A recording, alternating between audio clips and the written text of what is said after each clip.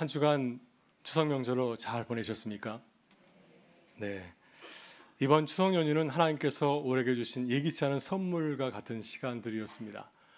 그래서 우리에게 큰 휴식을 주신 하나님께 감사하고 또 새로운 마음으로 이번 가을에 주실 은혜를 삼으면서 기쁜 마음으로 나아가는 우리 모든 교우들과 교회 되실 수 있기를 간절히 소망합니다. 지난주 추석 연휴로 한 주간 제가 쉼을 누렸지만 교회는 계속해서 교회 창립을 앞두고 가을 사역을 애쓰고 있습니다. 다음 주는 우리 교회 창립 60주년을 맞이하는 뜻깊은 시간입니다. 그래서 교회는 우리 주변의 이웃들을 초대하여서 이웃 초청 예배를 준비하고 있고요. 또 그동안 교회에 나오지 못했던 교우들 또 초대 함께 예배를 드리려고 하고 있습니다. 저는 우리 교우들께서 다음 주일을 준비하면서 따뜻한 환대의 마음을 품어주면 참 좋겠다 생각이 듭니다. 우리 잘 알고 있는 돌아온 아들의 비유에 나오는 아버지의 마음을 함께 가지면 참 좋겠습니다. 아버지는 아들이 돌아올 때 가장 먼저 달려나가서 그 아들을 품어주지 않았습니까? 그 아버지의 사랑이 아들의 마음에 큰 감동을 주었습니다. 만일 아버지가 좀 화난 표정으로 또 그리고 못마땅한 표정으로 아들을 맞이했다고 한다면 아마 아들은 마음이 불편해서 다음 날 또 길을 떠났을지 모르겠습니다.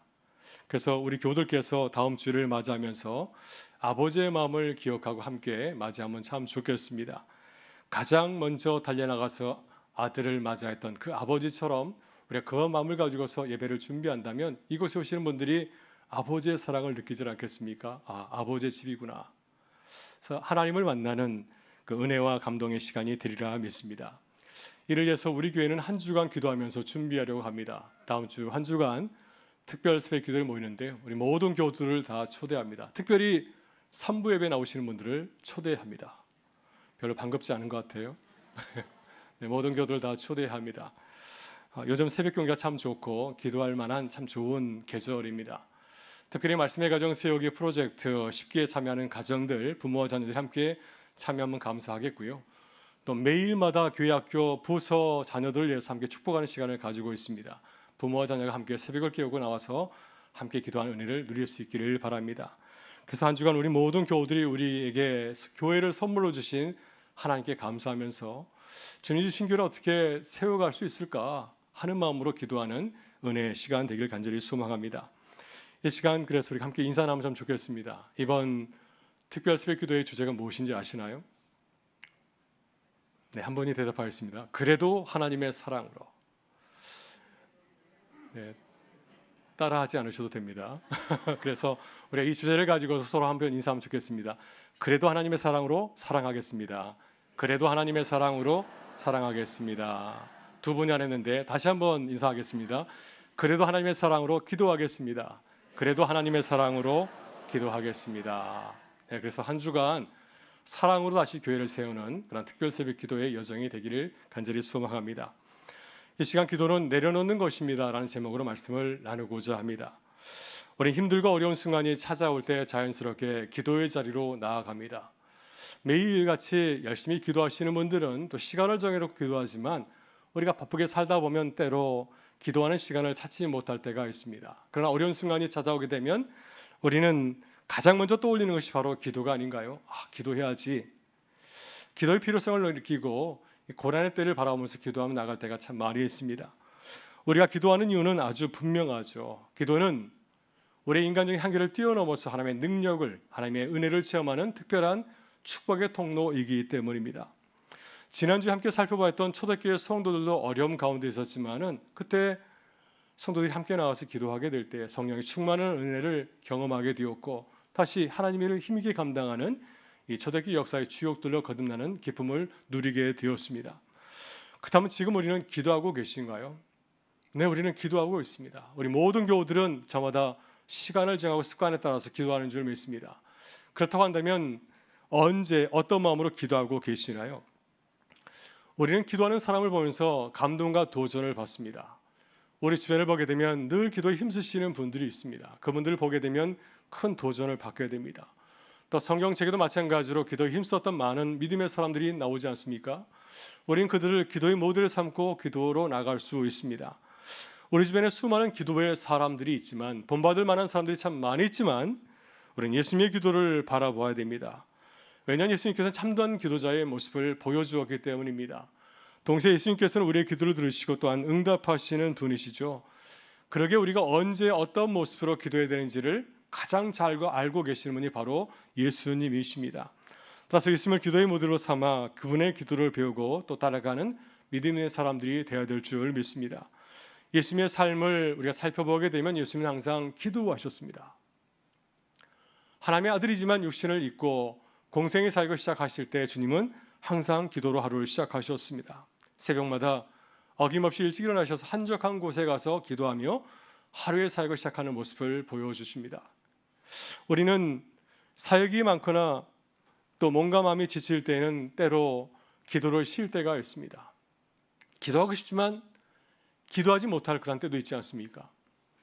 마가복음 1장을 보게 되면 예수님께서는 참 어려운 사역을 계속해서 해나가고 있습니다. 이른 새벽부터 밤늦게까지 계속 몰려드는 많은 우리를 바라보면서 치유하시고 말씀을 전하셨지만 그 바쁜 사역 가운데서도 기도하기를 쉬지 않으셨습니다. 항상 한적한 곳에 가서 기도하시면서 하루의 사역을 시작하였습니다. 그래서 기도는 예수님의 사역의 출발점이고 굉장히 예수님의 사역에 힘있게 했던 그 능력의 근원임을 우리가 알게 됩니다.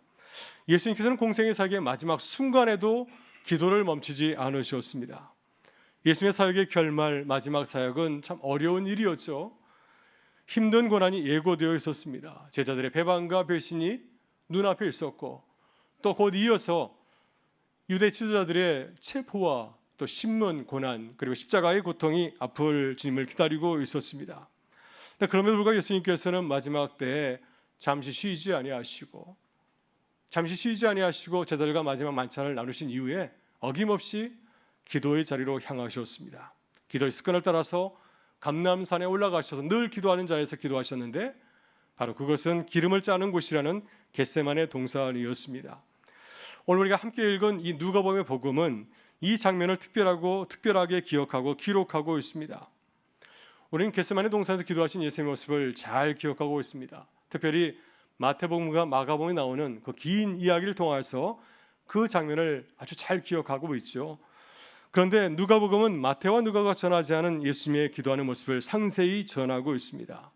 특히 오늘 본문에서 전하고 있는 세 가지의 모습은 읽는 사람으로 하여금 많은 믿음의 사람들에게 아주 놀랍고 특별한 모습을 통해서 도전을 주는 것을 보게 됩니다. 큰 충격을 줍니다.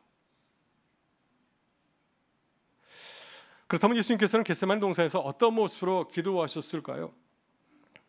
41절을 따르면 예수님은 제자들과 거리를 두고 기도하셨습니다.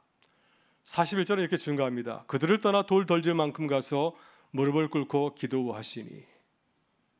돌 던질 만큼 먼 거리에서 제가 돌을 던지면 얼마나 멀리 날아갈까요? 한 10m, 50m 기도 소리가 들리지 않을 일정한 거리를 두고 예수님께서는 홀로 기도하셨습니다. 이 모습은 구약시대 제사장들이 백성들과 함께 기도하지 아니하고 성소에 들어가서 기도하는 모습을 떠올리게 하지 않습니까? 제사장은 성소에 들어가서 분향단에 불을 사른 것뿐만 아니라 또한 분향을 사르면서 간절히 기도하셨습니다. 44절 보게 되면 예수님은 또 한번 놀라운 모습을 기도하셨는데요. 44절은 이렇게 증가하고 있습니다. 같이 한번 읽어보겠습니다. 예수께서 힘쓰고 애써 더욱 간절히 기도하시니 땀이 땅에 떨어지는 핏방울 같이 되더라. 예수님께서는 기도에 너무 몰입하신 나머지 기도하실 때 땀이 핏방울로 변해서 떨어졌습니다. 우리도 그렇습니다. 너무 힘쓰다 보면은 땀이 피로 변할 수도 있죠. 그만큼 예수님께서는 기도에 진실하게 간절하게 집중할 것을 보여줍니다. 그러나 이 말씀은 구약시대 제사장이 이스라엘 백성을 위해 제단의 뿔에 제물의 피를 바르고 뿌리던 모습을 떠올리게 합니다. 레위기 6장 4장 6절과 7절을 따르면 제사장들은 성소에서 향단에 네 뿔에 피를 바르고 뿌리는 의식을 거행하였습니다. 이 행동은 무엇을 상징하고 있습니까? 이 행동은 생명을 구하는 의미를 담고 있습니다. 또한 이 모습은 결국 우리에게 구원을 가져다 주실 메시아 곧 예수 그리스도를 가리키고 있습니다. 다시 예수님께서 기도하실 때 땀이 핏방울이 되어 떨어진 그 모습은 우리를 구원하시려고 십자가 스스로 제물 되시고 피를 흘리신 주님의 그 사랑하는 모습을 연상하게 하고 떠올리게 합니다. 마지막으로 43절을 보게 되면 예수님께서 기도하실 때 놀라운 일이 일어나셨는데요. 43절은 이렇게 증거합니다. 전사가 하늘로부터 예수께 나타나 힘을 더하더라. 예수님께서 기도하실 때 변화산에서 모세와 엘리야가 나타나셔서 주님의 사역을 도우신 것처럼 이 겟세마네 동산은 마찬가지로 천사가 나타나서 기도하시는 예수님에게 힘을 더하여 주었습니다. 예수님께서 기도로 승리하실 수 있도록 힘을 보태 주셨습니다. 그러나 이 43절의 말씀은 구약의 성소를 덮은 휘장에 써놓은 천사들, 그룹들을 생각나게 하지 않습니까? 출애굽기 26장 31절 보게 되면 하나님은 모세에게 이렇게 명령하였습니다. 청색, 자색, 홍색 실과 가늘게 건 배실로 휘장을 만들어 그 위에 그룹들을 정교하게 쑤놓으라.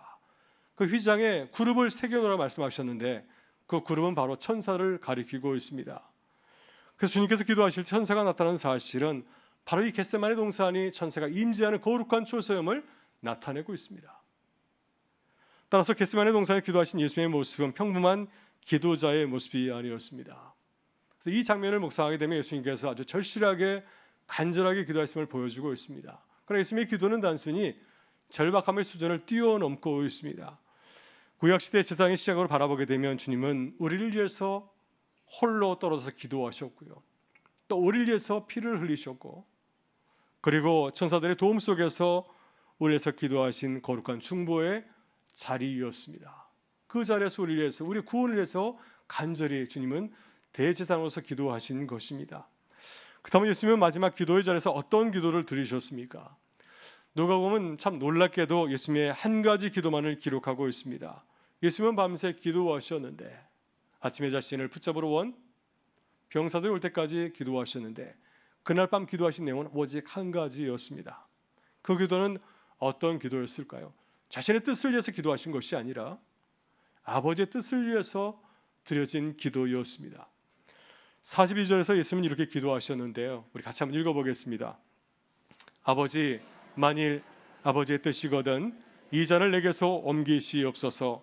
그러나 내 온대로 마시옵고 아버지의 온대로 되기를 원하나이다. 아멘. 이처럼 누가 보면 예수님의 기도를 간단히 기록하고 있습니다. 그래서 이 말씀만 보게 되면은 예수님께서 어떤 고민이나 걱정하지 아니하시고 의연하게 하나님의 뜻을 위해서 기도하신 것으로 생각할 수가 있습니다. 그러나 같은 내용을 기록하고 있는 마태복음과 마가복음을 보게 되면 예수님께서는 그날 밤 기도하시면서 하나님의 뜻과 자신의 뜻 사이에서 심히 고민하면서 기도하셨습니다. 마가복음 14장을 보게 되면 예수님께서는 산에 오르실 때 세자 함께 동행하셨는데 이 베드로와 야고보와 요한에게 이렇게 말씀하지 않으셨습니까? 내 마음이 심히 고민하여 죽게 되었으니 너희는 여기 머물러 깨어 있으라. 자신의 고민을 소개하고 나를 위해서 기도해 줄 것을 제자들에게 당부하셨습니다. 히브리서 5장 7절은 예수님께서 기도하신 내용을 이렇게 간략하게 요약하여 소개하고 있습니다. 심한 통곡과 눈물로 간구와 소원을 올리셨다. 예수님께서 이 절박한 순간에 고통 가운데서 기도하셨습니다. 집 앞에 놓여 있는 그 상황은 쉽게 감당하기 어려운 상황이었습니다. 또 단지 이 모든 상황은 단지 나를 위해서만 결정하는 상황도 결코 아니었습니다. 바로 이 자리는 무거운 기도의 자리였습니다. 내가 십자가를 질 수 있는가? 이 개인적인 문제만을 위해서 고민하는 자리가 아니라 온 인류의 구원을 책임지고 인류의 삶의 방향을 놓고 기도하는 무거운 기도의 자리였습니다. 그러나 주님께서는 큰 고난 앞에서 기도하면서 모든 것을 내려놓으셨습니다. 이것이 주님께서 마지막으로 제자들에게 보여주신 기도의 모습이죠. 그래서 우리도 주님을 따른다고 한다면 주님처럼 기도해야 되지 않을까요? 주님처럼 나를 내려놓는 기도를 드려야 될 줄 믿습니다. 그렇다면 왜 우리는 기도할 때 먼저 나를 내려놓아야 될까요? 사실 오늘과 우리가 마주하는 예수님의 기도는 참 감당하기 어려운 기도입니다. 참 어려운 기도입니다. 왜냐하면 우리가 기도할 때 가장 드리기 힘든 기도가 어떤 기도인가요? 가장 드리기 힘든 기도는 바로 나를 포기하고 내려놓는 기도가 아니겠습니까? 하나님, 내가 내려놓겠습니다. 이렇게 고백하기가 얼마나 힘이 들고 어렵습니까? 우리가 기도하면서 가장 실망하는 순간은 어떤 순간인가요? 하나님의 뜻대로 안 될 때 우리가 힘드신가요? 아니면 내 뜻대로 안 될 때 가장 실망하십니까? 우리 하나님의 뜻대로 이루어지지 않을 때는 별로 마음의 동요를 느끼지 않습니다. 하나님의 뜻이 이런가 보다, 그렇게 따라야지 하지만은, 그렇지만은 나의 뜻대로 안 될 때는 몹시 마음이 상하지 않습니까? 내가 밤을 새우고 금식하고 간절한 마음을 기도하였지만은 내 뜻이 이루어지지 않을 때 우리는 크게 실망하고 마음이 상해서 주님을 떠나기까지 하지 않습니까? 유명한 영성 작가인 필립 얀 씨가 그 유명한 책 하나님 당신께 실망했습니다라는 책에서 그 첫 문장을 이렇게 시작을 합니다. 내가 고통당할 때 하나님 어디 계십니까? 그래서 그의 책 첫 장은 많은 어려운 삶을 겪은 사람들의 이유로 가득 채우고 있습니다. 어려운 삶을 살아간 그러한 분들의 얘기를 소개하면서 필립 얀 씨는 솔직하게 하나님께 실망했다고 고백하고 있습니다. 여러분, 이 고백이 우리의 기도가 아닌가요? 우리도 마찬가지로 열심히 기도하지만 주님께서 나의 삶을 변화를 주지 못할 때, 나의 뜻이 이루어지지 않을 때 우리도 실망하고 하나님 실망했습니다. 원망할 때가 얼마나 많이 있습니까? 그러나 주님께서는 겟세마네 동산에서 죽음을 앞둔 고통의 순간에 자신의 뜻이 아니라 하나님의 뜻을 구하면서 기도하였습니다. 마지막까지 자신을 포기하고 모든 것을 하나님께 맡기는 기도를 드리신 것입니다. 이것이 주님께서 제자들에게 마지막 보여주신 기도의 자리였습니다. 왜 주님은 그렇게 기도하셔야 했을까요? 왜 꼭 그렇게 기도해야 됩니까? 이유는 아주 간단하고 분명합니다. 내 뜻이 아니라 하나님의 뜻이 이루어져야만 인류가 구원받고 영생을 누릴 수 있기 때문이죠. 겟세마네 동산에 주님께서 바라셨던 것처럼 주님의 잔을 옮기셨다고 한다면, 십자가의 고통을 당하지 않았다고 한다면, 주님의 뜻이 이루어졌다고 한다면 주님은 십자가의 고통을 당하지 않을지 모르겠지만 우리는 죄와 죽음의 형벌에서 벗어나지 못하게 되었을 것입니다. 그래서 주님께서는 나를 위해서 기도하신 것이 아니라 우리를 위해서 자신을 완전히 내려놓는 기도를 드리신 것입니다. 그러게 우리도 자신을 내려놓는 기도를 드려야 됩니다. 그래야 하나님의 선한 뜻이 우리의 삶 가운데 이루어질 수가 있고 우리가 시험에 빠지지 아니하고 감사할 수 있기 때문이고요. 또 그렇게 될 때 우리의 뜻이 아니라 하나님의 뜻이 우리 가운데 이루어지게 될 때 비로소 우리가 하나님의 거신 뜻을 깨닫고 감사하는 은혜를 누릴 수 있기 때문인 줄 믿습니다. 그렇다면 어떻게 주님처럼 나를 내려놓는 기도를 드릴 수 있을까요? 오늘은 짧은 말씀이나 이 말씀 속에 기도하신 주님의 모습을 본받아서 우리 자신도 그렇게 훈련해야 될 줄 믿습니다. 먼저 우리는 나를 내려놓고 주님의 뜻을 구하는 자세를 가져야 됩니다. 이것이 나를 내려놓는 기도의 첫 번째 원칙입니다. 예수님도 인간적으로 원하는 바가 있으셨습니다. 이 잔을 내게서 옮겨주옵소서. 고난의 잔을 마시기를 원치 않으셨습니다. 그러나 주님은 자신의 뜻을 끝까지 고집하고 자신의 주장을 끝까지 포기하지 않으신 것이 아니라 이내 주님은 주님의 뜻을 깨닫고 이렇게 기도하지 않았습니까? 아버지의 뜻대로 이루어지기를 원하나이다. 주님은 순종하였습니다. 왜 그렇게 하셨을까? 왜 주님께서는 겟세마네 동산에서 끝까지 내 문제를 가지고 기도하지 아니하고 왜 주님은 그렇게 기도하셨을까요? 그래서 주님은 기도가 무엇인지를 아셨기 때문입니다. 여러분, 기도가 무엇인가요? 기도는 내 뜻을 주장하는 자리인가요? 계속해서 내 뜻이 이루어지기를 간구하는 자리입니까? 여러분, 기도의 자리는 내 뜻을 주장하는 자리가 아니라 하나님의 뜻을 구하며 자신을 내려놓는 자리인 줄 믿습니다. 주님께서는 기도를 이렇게 바라보셨기 때문에 겟세마네 동산에서 자신을 내려놓고 그렇게 기도하신 것이었습니다. 예수는 우리에게 이방인의 기도를 본받지 말 것을 당부하지 않으셨습니까? 여러분, 이방인들은 자신의 뜻을 위해서 기도합니다. 기도가 이루어지면 기뻐하고 감사하죠. 자신의 뜻대로 되면 마치 자신이 대단한 능력을 가진 것처럼 또한 자랑하기도 합니다. 그러나 우리의 기도는 달라야 되지 않겠습니까? 우리의 기도는 달라야 됩니다. 내 뜻을 내려놓고 먼저 하나님의 나라와 그 뜻을 구하는 기도를 드려야 될 줄 믿습니다. 내 문제와 상을 바라보면서 나를 바라보는 것이 아니라 하나님을 바라보면서 하나님의 뜻이 이 가운데 이루어지기를 기도하는 것, 바로 그것이 믿음의 사람들의 기도인 줄 믿습니다. 이렇게 기도할 때 우리보다 크고 위대하신 하나님께서 어떻게 하실까요? 하나님께서 모든 것을 아름답게 또 선하게 이루시는 줄 믿습니다. 지금 우리가 보기에는 우리에게 크게 불리할 것처럼 보이지만, 내가 큰 손해를 볼 것처럼 느껴지지만 결국 우리에게 유익을 주시고 우리의 삶을 풍성하게 하시는 줄 믿습니다. 그러기에 선하신 하나님을 믿고 의지하면서 모든 순간 자신을 내놓고 주님의 뜻을 구하는 믿음의 사람들 되실 수 있기를 바랍니다. 매번 순간마다 이렇게 기도하면 참 좋겠습니다. 어떻게 하면 하나님께서 기뻐하실까? 참 어려운 순간이지만 지금 이 순간도 어떻게 하면 하나님께서 기뻐하실까? 이런 마음으로 기도할 때 가장 어려운 순간에도 주님처럼 하나님의 뜻을 구하며 주님의 뜻을 따라가는 그런 기쁨을 누리게 될 줄 믿습니다. 다음 우리는 걱정과 두려움을 내려놓아야 됩니다. 이것이 나를 내려놓는 기도의 두 번째 원칙입니다. 여러분, 예수님도 겟세마네 동산에서 기도하실 때 큰 스트레스 시험거리를 안고 있었습니다. 주님은 그 십자가를 져야 되는 고통과 고난을 앞에 두고 있는 절박한 상황이 아니었습니까? 근데 예수님께서는 어떻게 이 모든 걱정 근심을 다 극복하실 수 있었을까요?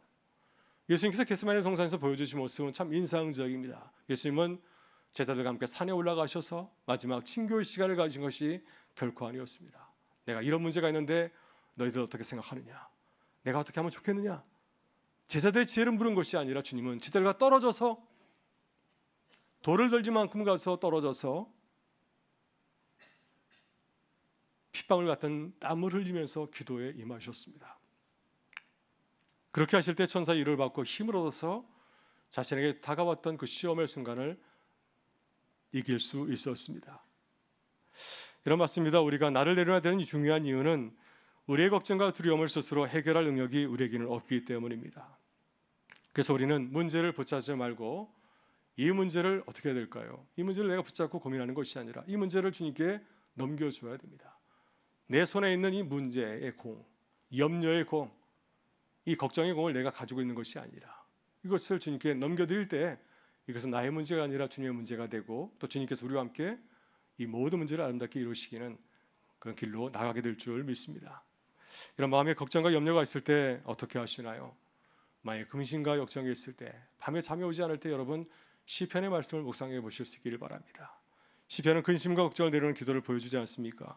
시인들은 정말 말로 표현할 수 없는 어려운 상황 가운데 놓여 있었지만 그들은 기도의 자리를 찾지 않았습니까? 하나님께 자신의 모든 문제를 있는 그대로 솔직하게 다 토해내었습니다. 화를 내기도 하고 실망하기도 하고 하나님 원망하기도 하였습니다. 근데 놀라운 사실은 그들이 하나님께 모든 문제를 고백하면서 맡겨드릴 때 그들이 주님 안에서 참된 평화와 자유를 누리고 경험했다고 하는 사실입니다.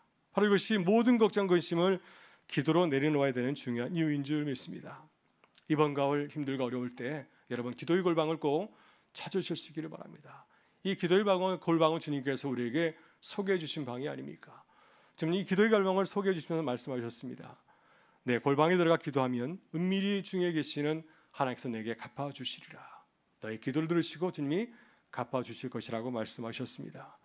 그래 모든 근심과 걱정을 주님께 맡기고 주 안에서 참된 자유와 기쁨을 회복하실 수 있기를 주의 이름으로 축원합니다. 마지막으로 우리는 기도를 삶 속에서 순종하며 실천해 가야 됩니다. 이것이 나를 내려놓는 마지막 기도의 원칙입니다. 예수님께서 겟세마네 동산에서 제자들에게 하신 말씀처럼 예수님께서 겟세마네 동산에서 두 번 말씀하셨는데 시험에 들지 않게 기도하라, 유혹에 빠지지 않게 기도하라 말씀하셨는데 이 말씀처럼 우리는 시험에 빠지지 않도록 기도해야 됩니다.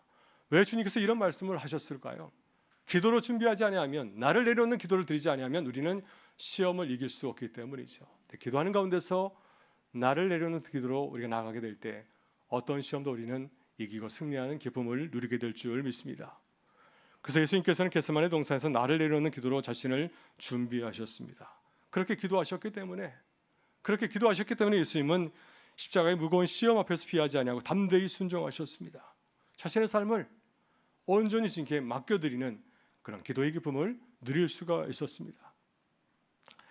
안식년에 저희 가족이 유럽을 잠시 다녀오게 되었는데요. 뜻하지 않게 제가 거기서 패러글라이딩을 타게 되었습니다. 할렐루야. 네, 산을 내려오는데 패러글라이딩을 타는 사람들을 보았습니다. 그래서 제가 자녀들한테 우리도 한번 탈까? 했더니 애들이 yes 하였습니다. 그래서 계획이 없는 일을 하게 되었습니다. 우리 두 딸에게 멋진 아빠의 모습을 보여주려고 마음은 떨렸지만 그러나 산중턱을 올라가면서 마음은 계속 떨렸습니다. 과연 내가 탈 수 있을까? 그런 마음을 가지고 초조한 마음으로 임하게 되었는데요. 그렇지만은 막상 숙련된 조종사와 함께 패러글라이딩을 타게 되었을 때 그 아름다운 아프로스 산맥, 그 시가지를 바라보 느끼는 큰 기쁨과 자유를 경험하게 되었습니다. 여러분 삶의 어려운 문제를 어떻게 바라보시나요? 삶의 어려운 문제가 제가 보니까 패러글라이딩과 같습니다. 문제를 바라볼 때 우리에게 큰 두려움을 주지 않습니까? 이 문제를 내가 만나게 되면 내가 넘어질 수 있겠다. 큰 낭패를 볼 수도 있겠다. 내가 큰 실패를 겪는 것은 아닌가 하는 마음이 우리를 움직일 때가 참 많이 있습니다. 그러나 우리의 삶의 문제를 주님께 맡기면 문제는 달라지게 되죠. 모든 근심은 사라지게 되고 주님께서 우리의 모든 문제를 가장 아름다운 방식으로 이루어가는 것을 보고 누게 될 줄 믿습니다. 배력을 내려 타기 전에 두렵고 떨리지만 막상 맡길 때 하늘 나는 30분 동안 하늘을 감상하는 시가지를 감상하는 기쁨을 누리게 하는 것처럼 주님께 우리 모든 문제를 맡기고 순종하게 될 때 주님께서 우리에게 이런 기쁨을 더하여 주실 줄 믿습니다. 그래서 오늘도 주님도 그렇지 않습니까? 모든 것을 주께 맡기고 순종하셨습니다. 십자가에 자신을 맡기고 내려놓으실 때 오히려 주님은 부활과 영광의 주로 거듭나는 기쁨을 누리게 된 줄 믿습니다. 오늘 주님께서는 우리를 놀라운 기도의 자리로 초대해야 하십니다. 그럼 주님처럼 시험에 들지 않게 기도하실 수 있기를 바랍니다. 기도할 때 꼭 기억하시고 나를 내려놓고 주님의 뜻을 구하실 수 있기를 바랍니다. 모든 문제, 나를 기록하는 모든 근심과 역전도 주님께 맡기고 믿음으로 주님을 바라보면서 문제 속으로 뛰어드는 믿음의 사람들이 되실 수 있기를 바랍니다. 그럼 주님께서 우리의 믿음을 통해서 역사하시고 우리를 가장 좋은 길로 선한 길로 인도하실 줄 믿습니다. 이번 가을 주님이 주신 은혜를 새롭게 깨닫고 풍성히 누리실 수 있기를 주의 이름으로 축원합니다.